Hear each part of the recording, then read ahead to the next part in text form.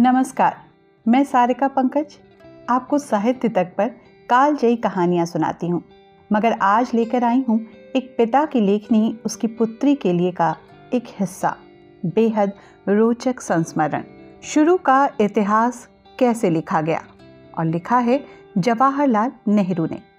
अपने पहले पन्ने में मैंने तुम्हें बताया था कि हमें संसार की किताब से ही दुनिया के शुरू का हाल मालूम हो सकता है। इस किताब में चट्टान, पहाड़, घाटियाँ, नदियाँ, समुद्र, ज्वालामुखी और हर एक चीज़ जो हम अपने चारों तरफ देखते हैं शामिल है। ये किताब हमेशा हमारे सामने खुली रहती है, लेकिन बहुत ही थोड़े आदमी इस पर ध्यान देते या इसे पढ़ने की कोशिश तक करते हैं। अगर हम इसे पढ़ना और समझना सीख लें तो हमें इसमें कितनी ही मनोहर कहानियाँ मिल सकती हैं। इसके पत्थर के पृष्ठों में हम जो कहानियाँ पढ़ेंगे वो परियों की कहानियों से कहीं अधिक सुंदर होंगी। इस तरह संसार की इस पुस्तक से हमें उस पुराने ज़माने का हाल मालूम हो जाएगा जबकि हमारी दुनिया में कोई आदमी या जानवर नहीं था। ज्यों-ज्यों हम पढ़ते जाएंगे हमें मालूम होगा कि पहले जानवर कैसे आए और उनकी तादाद कैसे बढ़ती गई। उसके बाद आदमी आए, लेकिन वो उन आदमियों की तरह न थे जिन्हें हम आज देखते हैं। वो जंगली थे और जानवरों में और उनमें बहुत कम फर्क था। धीरे धीरे उन्हें तजर्बा हुआ और उनमें सोचने की ताकत आई। इसी ताकत ने उन्हें जानवरों से अलग कर दिया। ये असली ताकत थी जिसने उन्हें बड़े से बड़े और भयानक से भयानक जानवरों से ज़्यादा बलवान बना दिया। तुम देखती हो कि एक छोटा सा आदमी एक बड़े हाथी के सिर पर बैठकर उससे जो चाहता है करवा लेता है। हाथी बड़े डिलडौल का जानवर है और उस महावत से कहीं ज़्यादा बलवान है जो उसकी गर्दन पे सवार है। लेकिन महावत में सोचने की ताकत है और इसी की बदौलत वो मालिक है और हाथी उसका नौकर। ज्यों-ज्यों आदमी में सोचने की ताकत बढ़ती गई, उसकी सूझबूझ भी बढ़ती गई। उसने बहुत सी बातें सोच निकाली, जैसे कि आग जलाना, ज़मीन जोतकर खाने की चीज़ें पैदा करना, कपड़ा बनाना और उसे पहनना, और रहने के लिए सबसे उपयोगी वस्तु घर बनाना। ये सभी बातें उसे मालूम हो गईं। बहुत से आदमी मिलकर एक साथ रहते थे और इस तरह पहले शहर बने। शहर बनने से पहले लोग जगह जगह घूमते फिरते थे और शायद किसी तरह के खेमों में रहते होंगे। जब तक उन्हें ज़मीन से खाने की चीज़ें पैदा करने का तरीका नहीं मालूम था। न उनके पास चावल था, न गेहूं जिससे रोटियां बनती हैं, न तो तरकारियां थीं और न ही दूसरी चीज़ें जो हम आज खाते हैं। शायद कुछ फल और बीज उन्हें खाने को मिल जाते हों, मगर ज़्यादातर वो जानवरों को मार कर उनका मांस खाते थे। ज्यों-ज्यों शहर बनते गए लोग तरह तरह की कलाएं सीखते गए। उन्होंने लिखने का कागज न था और लोग कालों में तुम्हें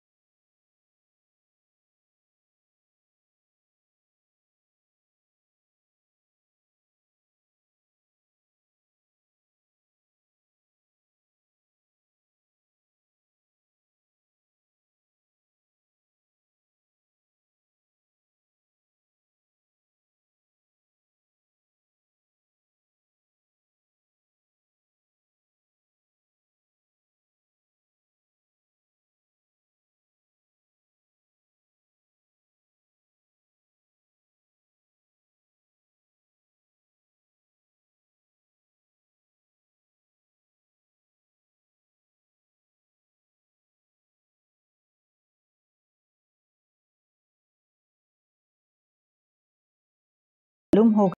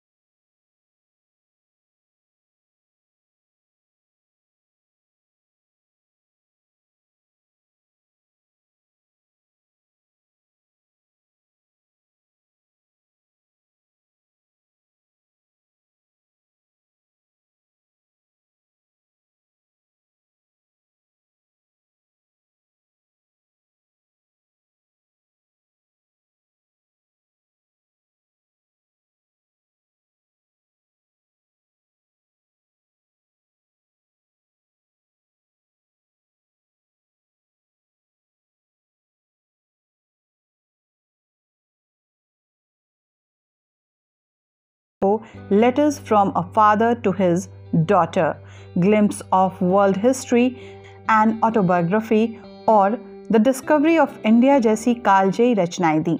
इन पुस्तकों का अनुवाद दुनिया की कई भाषाओं में हुआ। खास बात यह है कि जेल में रहते हुए नेहरू ने अपनी बिटिया इंदिरा प्रियदर्शनी को कुल 146 पत्र लिखे, जो बाद में उनकी प्रसिद्ध पुस्तक letters from a father to his daughter में छपे। इस किताब का हिंदी अनुवाद महान कथाकार, उपन्यास सम्राट मुंशी प्रेमचंद ने किया था। नेहरू जी की जयंती पखवाड़े में मैं सारिका पंकज इसी पुस्तक की दूसरी कहानी शुरू का इतिहास कैसे लिखा गया के साथ आपसे रूबरू थी। साहित्य तक विश्व साहित्य की कालजयी कहानियों के साथ आपसे लगातार मुखातिब हो रहा है। कहानियों के इस सेक्शन में आप किस तरह की कहानियां सुनना चाहते हैं, हमें भी बताएं। इससे हमें आपकी रुचि की कहानियों को लेकर आने में सुविधा होगी। धन्यवाद।